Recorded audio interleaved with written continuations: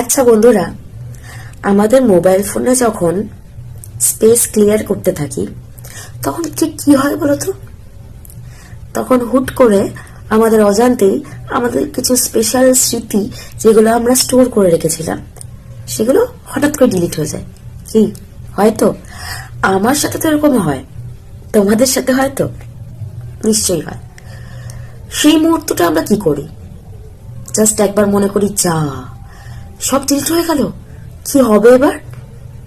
কিন্তু তার পর মুহূর্তেই আমরা আবার নিজেকে মানিয়ে নিই, ঠিক আছে ডিলিট হয়ে গেছে যখন আর কি করা যাবে। জীবনটাও ঠিক তাই। জীবনে আমাদের এরকম বেশ কিছু স্পেশাল স্পেশাল মেমোরি আমরা এরকম ভাবে তুলে রাখি, কিন্তু সেটা যদি হঠাৎ করে ডিলিট করে দিতে হয় তাহলে জানবে তোমাদের জীবনটা হ্যাং কম হবে। ভালো থেকো, সুস্থ থেকো।